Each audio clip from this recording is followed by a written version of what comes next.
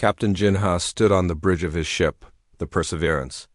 The bridge was quiet except for the soft hum of computers and the gentle beeping of sensors. He had been captain of this ship for 3 years now, and he knew every sound it made.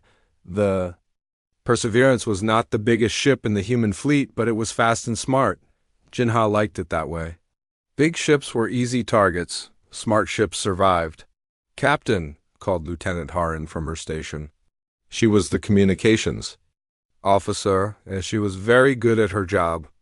"I'm getting something strange on the long-range sensors." Jinha walked over to her station. Harin was young, maybe 25, with sharp eyes that missed nothing.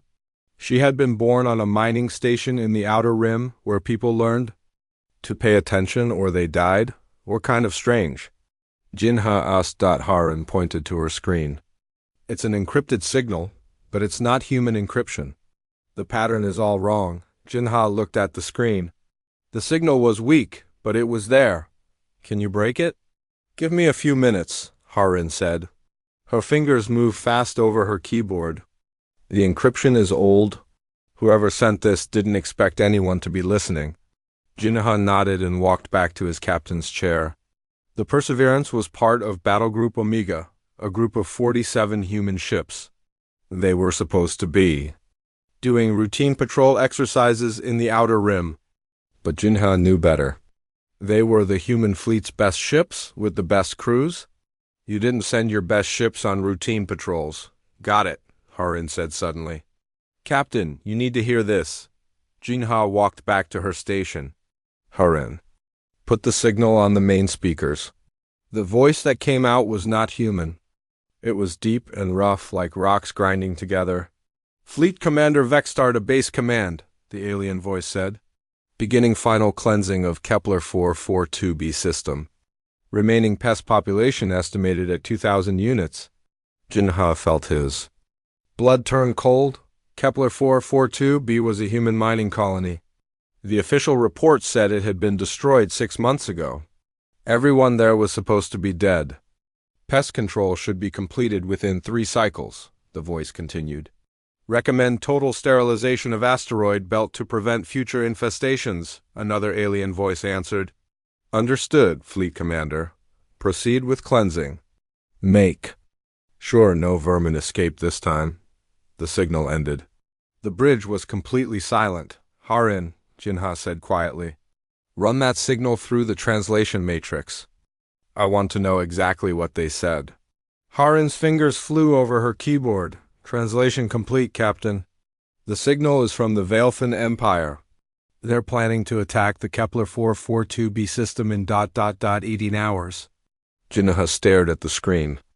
The Veilfin Empire was one of the most powerful alien civilizations in the galaxy.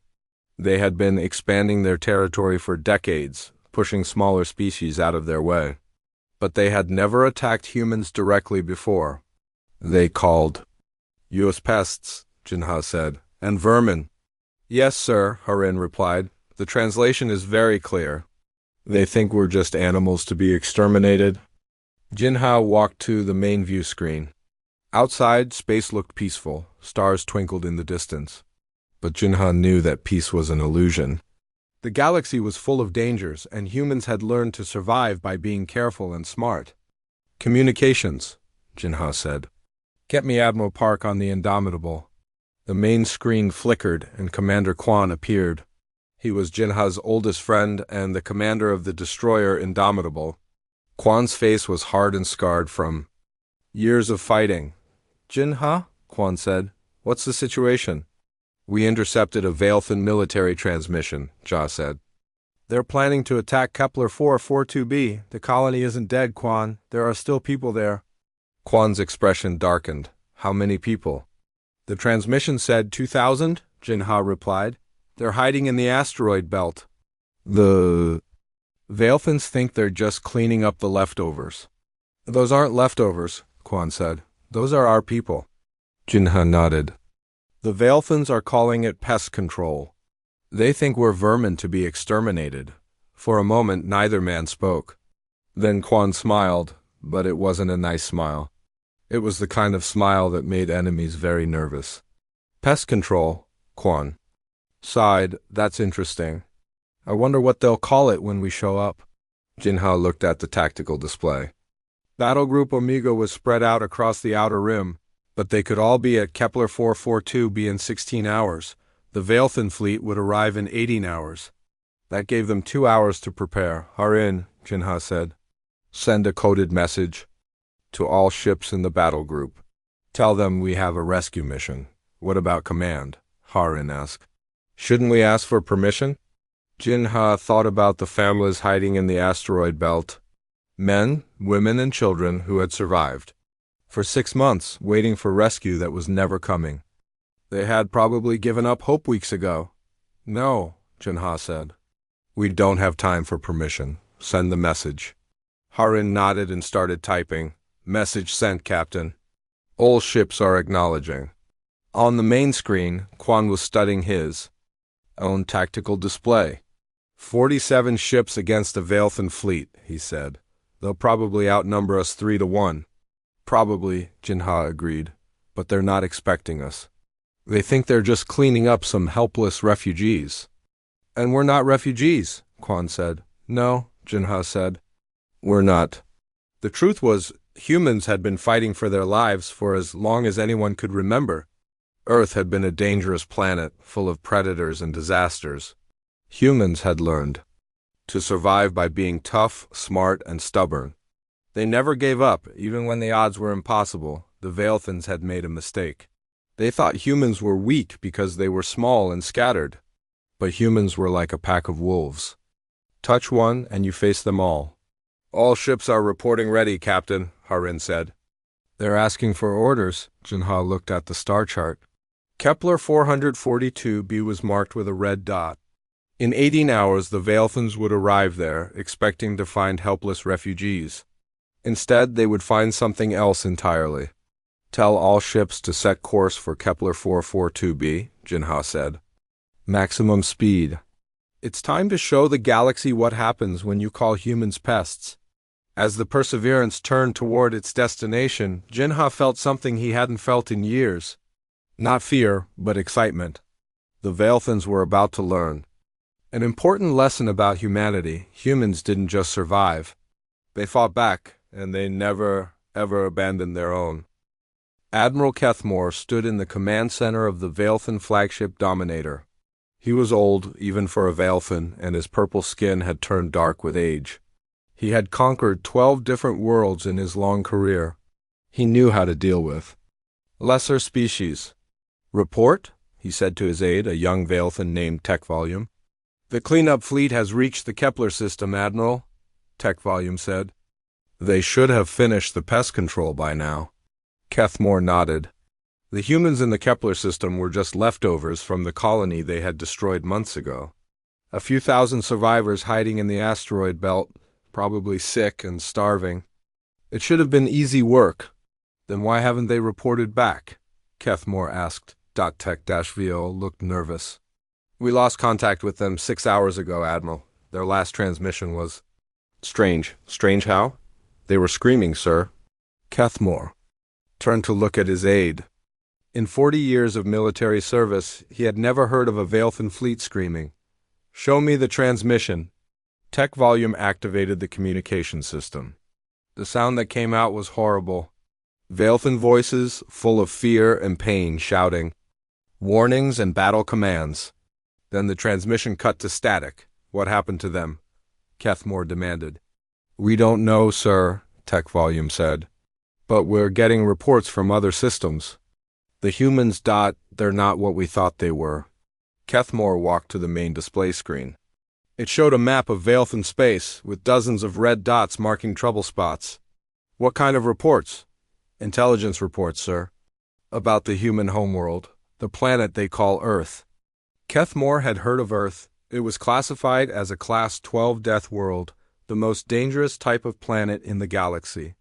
Most intelligent species came from garden worlds with mild weather and gentle animals. Death worlds were places where nothing should be able to survive. Tell me about Earth, Kethmore said. Tech Volume pulled up a file on his tablet. Earth is covered in hostile environments, sir. Frozen wastelands, burning deserts, poisonous jungles. The planet has been hit by asteroid impacts, ice ages, and volcanic disasters.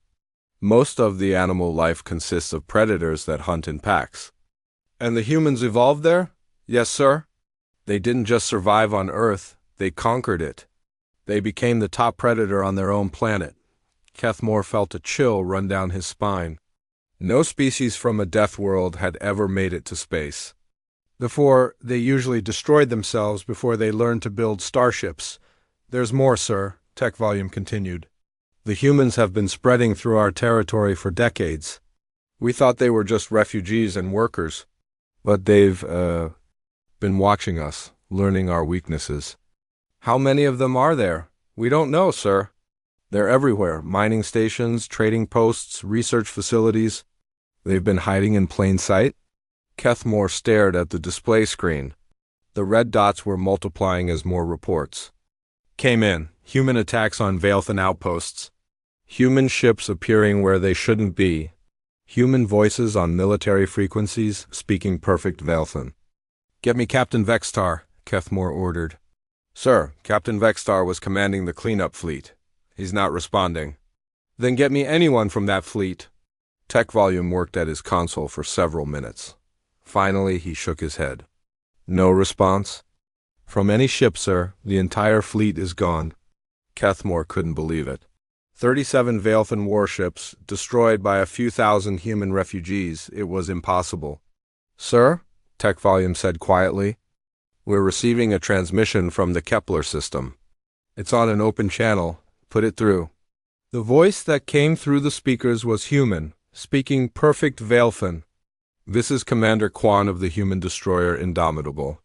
We have a message for Admiral Kethmore. Kethmore stepped forward. This is Admiral Kethmore. Who are you? We are the people you call pests, the human voice said. We are the vermin you came to exterminate. We are the survivors of Kepler 442b. Impossible, Kethmore said. You're just refugees. How did you destroy my fleet? The human laughed. It was not a nice sound. We are not refugees, Admiral. We are the children of Earth. We are the children of the Death World. Kethmore looked at the tactical display. Where the Veilthan fleet should have been, there was only debris. Somehow, the humans had not only survived the attack, they had completely destroyed their attackers. You want to know how we did it? The human continued. We did what humans always do. We adapted. We survived. We fought back. You're just one species, Kethmore said. We are the Veilthan Empire. We have conquered dozens of worlds. You conquered garden worlds, the human said. Soft worlds with soft people. You have never fought anyone like us. Kethmore felt fear creeping into his hearts. The Veilthans had 2 hearts and both of them were beating fast. What do you want? We want you to understand something, Admiral. You called us pests, you called us vermin. You decided to exterminate us like we were insects. You are insects, Kethmore said, but his voice was shaking. No, Admiral. We are predators. We are the apex predators of a death world, and you just threatened our pack. The transmission ended. Kethmore stood in the silence of his command center, trying to understand what had just happened. The humans had destroyed an entire Veilthan fleet. They had done it to protect a few thousand refugees. And they had done it without mercy. Sir, Tech Volume said. More reports are coming in. Human ships are appearing throughout our territory. Dozens of them, maybe hundreds. Kethmore looked at the display screen. The red dots were spreading like a disease. Human ships were emerging from hiding places throughout Veilthan space. They had been there all along, watching and waiting. They're not refugees, Kethmore said quietly. They're an invasion force. Sir, what are your orders? Kethmore thought about the human voice on the transmission. Cold, controlled, and completely without fear. Most species would have been terrified of the Veilthan Empire. The humans sounded like they were looking forward to a fight. Send a message to High Command, Kethmore said. Tell them we have a problem. A big problem. What kind of problem, sir? Kethmore looked at the tactical display one more time. The humans were not acting like any species he had ever encountered. They were not trying to negotiate or surrender. They were not asking for mercy, they were preparing for war. The humans are not what we thought they were, Kethmore said. They're not a weak species looking for a place to hide. They're a weapon. A weapon that has been waiting for someone to pull the trigger. And we pulled the trigger? We pulled the trigger, Kethmore confirmed. We threatened their people. We called them pests. We tried to exterminate them. Kethmore had studied military history for his entire career. He knew that some battles were won with superior firepower. Others were won with better strategy. But the most dangerous battles were fought against enemies who refused to lose. The humans were from a death world. They had evolved to survive in conditions that would kill most other species. They had learned to fight against impossible odds and still find a way to win. Sir, Tech Volume said, High Command is asking for a full report. They want to know how we lost an entire fleet to a few thousand refugees. Kethmore looked at his aide. Tell them we didn't lose a fleet to refugees. We lost a fleet to predators. And now the predators are awake. Outside the command center, alarm bells were ringing. More human ships were appearing on the sensors. They were not running away. They were coming closer. The children of the Death World were coming to war. The Galactic Council emergency session had been going on for 6 hours. Representatives from 37 different species sat in a huge circular chamber, all talking at once. The news from Veilthan space had spread across the galaxy like wildfire. Ambassador Kelnin of the Hegemony stood at the center podium. His blue skin was pale with worry. Order! We must have order! He shouted over the noise. Slowly, the chamber became quiet. All eyes turned to the large display screen showing a map of known space. Red dots marked the locations of human attacks. On Veilthan forces, there were hundreds of them. The situation is worse than we thought, Kelnin said. The humans are not just in one system. They are everywhere. A representative from the Zephyrian Republic raised her hand. How is that possible? We have records of human activity, but they were just workers and traders. That's what we thought, Kelnin replied. But we were wrong. The humans have been hiding among us for decades. They have been watching us, learning about us, preparing. On the other side of the galaxy, Lieutenant Harin sat in the intelligence center of the human fleet. She had been promoted after the Kepler incident, and now she was in charge of gathering information about their enemies. She looked at the data, streaming in from human agents across the galaxy. The information was shocking, even to her. Humans had been quietly spreading through alien space for over 50 years. They worked as miners, engineers, traders, and technicians, but they had also been reporting back to Earth. Captain Jinha, she called, you need to see this. Jinha walked over to her station. His face was tired but determined. The rescue at Kepler had been just the beginning. Now they were fighting a war across dozens of star systems. What do you have, Harin? Intelligence reports from our people in alien space, she said. Jinha, there are over 2 million humans spread across the galaxy. They're on every major world, every important space station. Jinha stared at the numbers on the screen. 2 million? And that's just the ones we know about, Harin said. There could be more. They've been sending information back to Earth for decades. Ship movements, military bases, trade routes, everything. Jinha realized what this meant. The humans hadn't just been surviving in alien space. They had been preparing for war. Every human worker had been a spy. Every human trader had been gathering intelligence. The aliens think we're just lucky, Jinha said. They don't understand that we've been planning this for years. There's more, Harin said. I've been studying the psychological profiles of the alien species. Jinha, they're not like us. They're not built for war. She pulled up a chart on her screen. Look at this. Most alien species evolved on garden worlds. Planets with mild climates. Gentle animals, plenty of food. They learned to cooperate and share resources. And we evolved on Earth, Jinha said. Exactly, Earth was hell, Jinha. Ice ages, volcanic eruptions, killer storms. Most of the animals were predators. We had to fight for everything. Food, water, shelter. We learned to compete, not cooperate. Jinha studied the chart. It showed the differences between humans and other species. Humans could survive on less food and water. They could function in extreme temperatures. They could fight for days without rest. They're afraid of us, Jinha said. They should be, Harin replied. We're not just different from them. We're their worst nightmare, a species that evolved to survive in hell. Back at the Galactic Council, the emergency session was getting worse.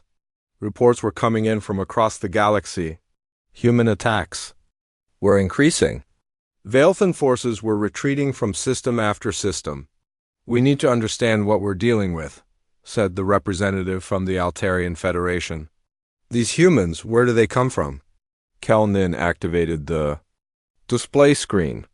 It showed an image of a blue and green planet. This is Earth, the human homeworld. It's classified as a Class 12 death world. The chamber fell silent. Most species had never seen a death world before. Class the 12th was the most dangerous classification possible. The planet has been hit by asteroid impacts that killed most life, Kel-Nin continued. It has ice ages that last for thousands of years. Volcanic eruptions that block out the sun. Most of the animal life consists of apex predators. And the humans survived this? Asked the Zephyrian representative. They didn't just survive, Kel-Nin said. They conquered it. They became the top predator on their own planet. They learned to hunt in packs, to use tools, to plan attacks. The image on the screen changed to show human military forces. Soldiers in combat gear, weapons designed for maximum destruction, vehicles built for war. They brought their death world instincts with them to space, Kel-Nin said.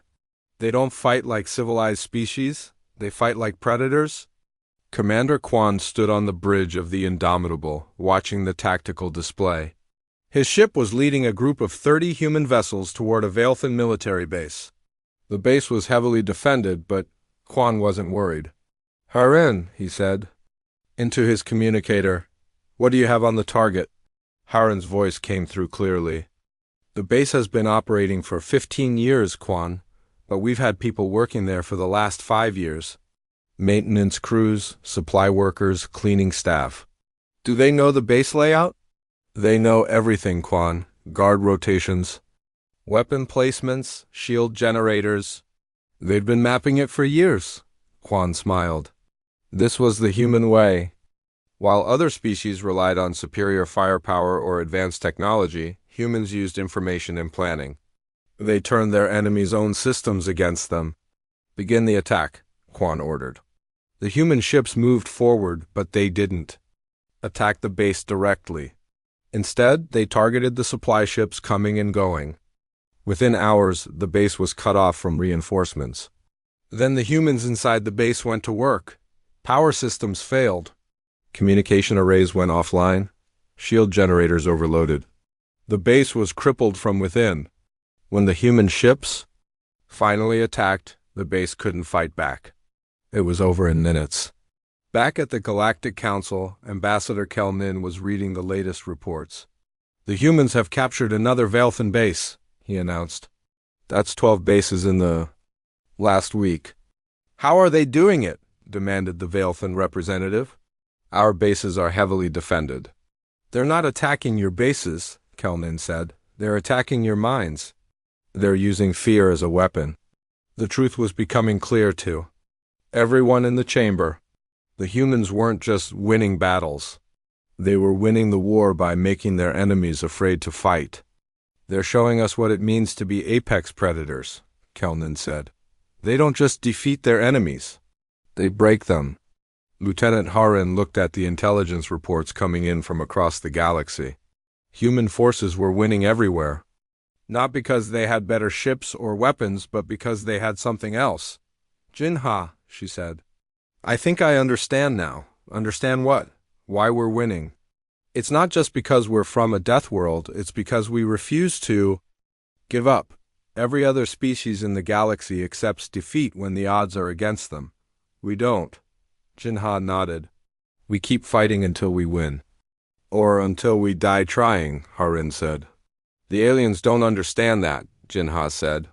They think there's always another option. Surrender, retreat, negotiate. They don't understand that sometimes you have to fight even when you can't win.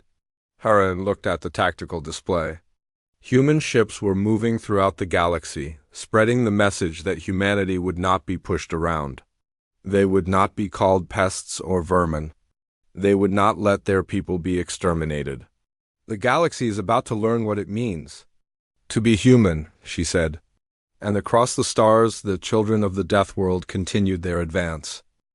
Supreme Admiral Vorthkul stood on the command deck of the massive Veilthan dreadnought Emperor's Will. Behind him, the largest fleet in Veilthan history stretched across space like a metal storm cloud. 800 warships representing the full might of the Veilthan Empire. Status report, Vorthkul commanded. His aide, Captain Zeltar, checked his tablet. All ships report ready, Supreme Admiral. The Grand Fleet is assembled and waiting for your orders. Vorthkul looked at the tactical display showing the Kepler system. The humans had made it their stronghold after destroying the first Veilthan fleet. Intelligence reports said they had maybe 300 ships, most of them converted civilian vessels. 300 ships against 800, Vorthkul said. This will be over quickly. Sir, Zeltar said carefully, the humans have been difficult opponents. Perhaps we should consider— Consider what? Vorthkul snapped. They are pests from a death world. Yes, they have been lucky so far. But luck runs out. Today we end this human problem forever. The Supreme Admiral had been chosen for this mission because he was the most successful military commander in Veilthan history. He had never lost a battle. He had never retreated. He was going to crush the human fleet and show the galaxy that the Veilthan Empire was still the strongest power in space. Begin the advance, Vorthkul ordered. In the Kepler system, Captain Jinha watched the sensors on the bridge of the Perseverance. The Veilthan Grand Fleet was coming, just as they had expected. 800 ships moving in perfect formation. They're not even trying to hide, Lieutenant Harin said from her station. They want us to see them coming. They're trying to scare us, Jinha replied. They think if we see how big their fleet is, we'll surrender. Commander Kwan's voice came through the communicator. Jinha, are you seeing this? 800 ships. They really want us dead. How many ships do we have? Jinha asked. 247, Harin answered. And most of them are cargo ships and mining vessels. Jinha looked at the tactical display. The human fleet was spread throughout the asteroid belt, hiding behind rocks and debris. They look small and weak compared to the massive Veilthan armada. They outnumber us more than 3-1, Jinha said. And they have better weapons. But we have something they don't, Kwan said over the communicator. What's that? We have nothing to lose, Kwan replied. They're fighting to expand their empire. We're fighting to survive. Jinha understood.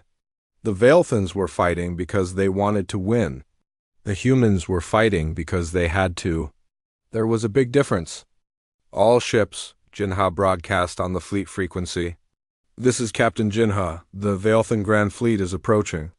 They outnumber us. They have better weapons.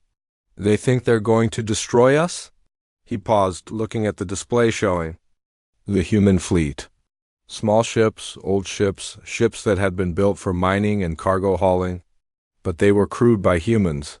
Humans who had survived on the most dangerous planet in the galaxy. They're wrong, Jinha continued. They think numbers and weapons win battles. But they don't understand what they're fighting. We are the children of Earth. We are the survivors of the Death World. We have been fighting for our lives since we were born. Across the fleet, human crews prepared for battle. Engineers worked to boost weapon power. Gunners loaded their cannons. Pilots checked their fighters. But most importantly, they prepared their minds. They call us pests, Jinha said. They call us vermin. They think we're going to run away when we see their big fleet, but we're not running. We're not hiding. We're going to show them what happens when you threaten the human pack. The Veilthan Grand Fleet entered the Kepler system like a hurricane. Their ships were huge and powerful, with weapons that could destroy planets. They moved in perfect formation, confident in their superiority. "Human fleet detected," Captain Zeltar reported. "They're hiding in the asteroid belt." "Should we demand their surrender?" Supreme Admiral Vorthkul laughed. "No, we gave them a chance to surrender months ago. Today, we show the galaxy what happens to species that defy the Veilthan Empire." The first human attack came from nowhere. A converted mining ship, the Lucky Strike, came screaming out of an asteroid field. Its mining laser, designed to cut through solid rock, sliced through the hull of a Veilthan cruiser. "What was that?"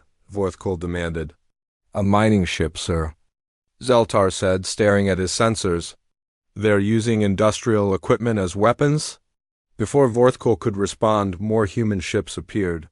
They came from behind asteroids, from inside debris fields, from places where sensors couldn't detect them. They hit the Veilthan fleet from all sides at once. The humans didn't fight like any military force Vorthkul had ever seen. They didn't form battle lines or follow standard tactics. Instead, they swarmed like angry insects, hitting weak points and disappearing before the Veilthans could strike back. "They're using the asteroids as cover," Zeltar reported. "Our heavy weapons can't target them effectively." "Then we'll destroy the asteroids," Vorthkul ordered. "Fire everything, clear the field." The Veilthan fleet opened fire with every weapon they had. Massive energy beams turned asteroids into dust. Missiles shattered rocks into fragments. The asteroid belt became a storm of debris and fire, but the humans didn't run. Instead, they used the chaos to their advantage. They flew through the debris clouds, using the cover to get closer to the Veilthan ships. When a human ship was damaged, it didn't retreat. Instead, it rammed itself into the nearest enemy vessel. "Sir," Zeltar said, his voice shaking, "they're using their own ships as weapons. They're crashing into our vessels on purpose." Vorthkul watched in horror as a human cargo ship, its hull cracked and burning, slammed into a Veilthan destroyer. Both ships exploded in a ball of fire, but before the human ship hit, it had launched every missile it had. "They're insane," Vorthkul said. "They're killing themselves." "No, sir," Zeltar replied. "They're killing us." The battle raged for hours.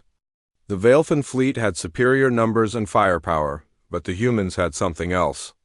They had the willingness to do whatever it took to win, even if it meant dying in the process. Commander Kwan's voice came across the human fleet frequency. "All ships, this is the Indomitable. We're taking heavy damage, but we're not backing. Down every ship we lose, we take 2 of theirs with us." "How many ships have we lost?" Jinha asked Harin. 67 confirmed destroyed," she replied. "But we've taken out over 150 Veilthan ships." Jinha looked at the tactical display. The human fleet was smaller than when the battle started, but the Veilthan advantage was shrinking. More importantly, the enemy was beginning to show signs of panic. "They're not used to this kind of fighting," Jinha said. "They're used to enemies who surrender when the odds are bad." "We don't surrender," Harin said. "We're human." Across the battlefield, human ships continued their desperate assault. They used every trick they could think of. Cargo ships became missile platforms. Mining vessels became suicide bombers. Even damaged ships that couldn't fight anymore were used as decoys and shields. The Veilthans had expected a traditional space battle. Instead, they found themselves fighting an enemy that treated every rule of warfare as a suggestion. The humans fought like their lives depended on it because they did. "Sir," Zeltar said to Supreme Admiral Vorthkul, "we're receiving casualty reports. We've lost over 200 ships." "Impossible," Vorthkul said. "We outnumber them 3 to 1. Not anymore, sir. The humans are fighting like ... "Like what?" "Like demons, sir. They won't stop. They won't retreat. Every time we destroy one of their ships, they just get angrier." Vorthkul realized that he was witnessing something new in galactic warfare. The humans weren't just fighting a battle, they were fighting for their very existence. And they would rather die than lose. The fire that burned in human hearts was something the Veilthans had never encountered before. It was the fire of a species that had learned to survive. in hell, and now that fire was burning through the Veilfin Grand Fleet like a wildfire through dry grass. The silence in the Kepler system was broken only by the crackling of burning metal and the whisper of escaping air. Captain Jinha stood on the bridge of the Perseverance, looking out at the wreckage of the greatest space battle in galactic history. Where the proud Veilfin Grand Fleet had once sailed through space, now only twisted metal and debris remained. 800 ships had entered the system, none had left. Final count, Jinha said quietly. Lieutenant Harin checked her reports. 43 human ships still operational. 204 destroyed or too damaged to fight. Jinha closed his eyes. They had started the battle with 247 ships. Now they had 43. The price of victory had been terrible. And the Veilfins? Total destruction, Harin replied. No survivors, no escape pods, no distress signals. The entire Grand Fleet is gone. Jinha looked at the tactical display.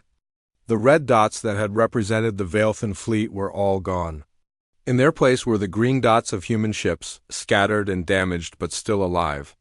Commander Quan, Jinha said into his communicator. Status report. Quan's voice came. Through tired but strong. The Indomitable is still here, Jinha. We lost a lot of good people, but we're still fighting. The battle is over, Quan. We won. Did we? Look around, Jinha. Look at what it cost us. Jinha understood. Victory had a price. 200 human ships had been destroyed. Thousands of human lives had been lost. They had saved the survivors of Kepler 442b, but at a terrible cost. It was worth it, Jinha said. We saved our people. And we sent a message to the galaxy. What message? That humanity will not be pushed around. That we will not let our people be exterminated. That we will fight to the last ship, to the last person to protect what is ours. Across the galaxy, news of the battle spread like wildfire. The Veilfin Grand Fleet, the most powerful military force in known space, had been completely destroyed by a smaller human fleet. The reports seemed impossible, but they were true. Ambassador Kelnin stood before the emergency session of the Galactic Council. His hands were shaking as he read the intelligence reports. The Veilfin Grand Fleet is gone, he announced. All 800 ships. Complete destruction. The chamber erupted in shocked voices. Representatives from dozens of species all talked at once, trying to understand what had happened. How is this possible? Demanded the representative from the hegemony. The Veilfins had the most powerful fleet in the galaxy. They fought. Humans, Kelnin said simply. Humans from a death world. Humans who refused to surrender even when they were outnumbered 3-1. But they won? They won. But more than that, they proved something to the galaxy. They proved that they are not refugees or workers or traders. They are warriors. They are the most dangerous species we have ever encountered. The representative from the Zephyrian Republic raised her hand. What do we do now? If the humans can destroy the Veilfin fleet, what's to stop them from attacking the rest of us? Kelnin looked at the intelligence reports. According to our sources, the humans are not interested in conquest. They are interested in survival. They will leave us alone if we leave them alone.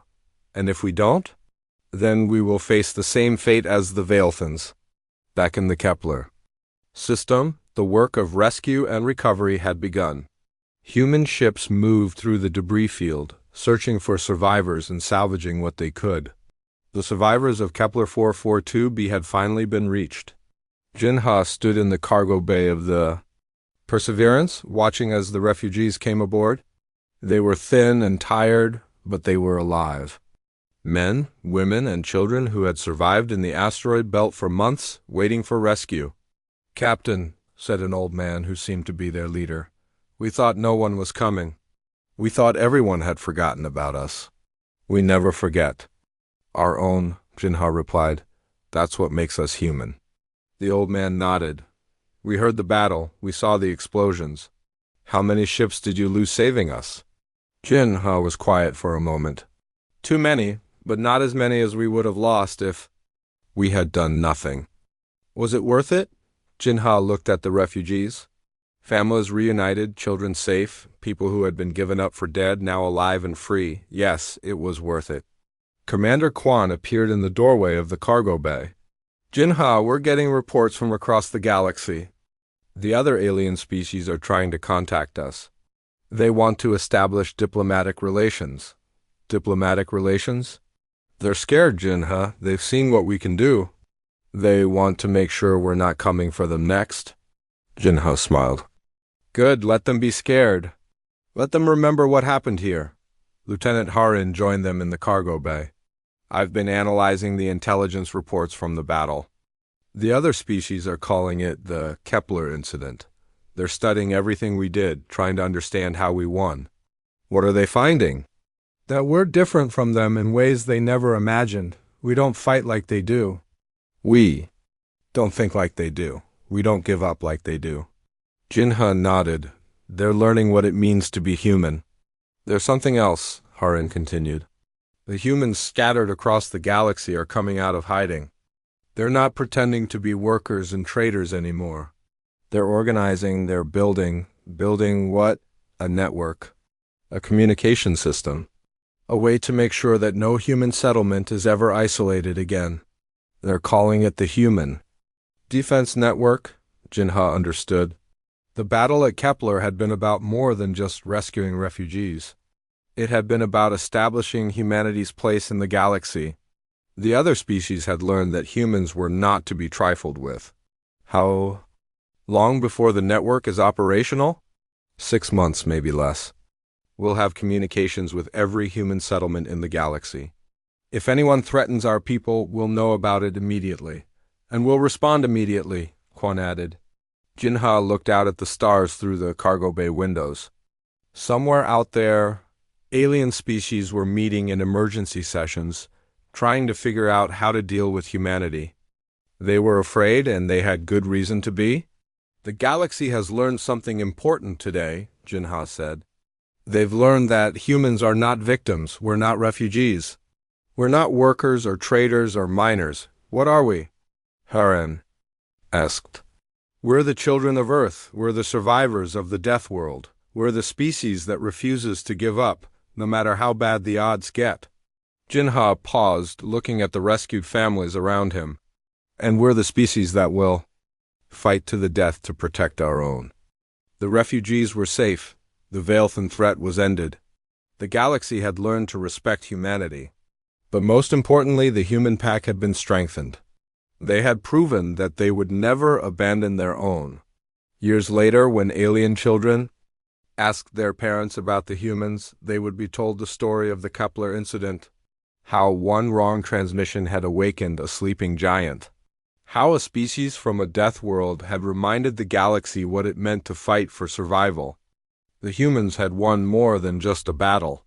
They had won their place in the galaxy. They had proven that they were not just survivors, but protectors. They were the fire that burned in the darkness, the light that never went out. And the galaxy would remember their name forever. In the years that followed, no species would ever again make the mistake of calling humans pests or vermin. They had learned that humans were something far more dangerous. They were human. And being human meant never giving up, never backing down, and never letting your family face the darkness alone. The fire that burned in human hearts had been lit among the stars, and it would burn forever.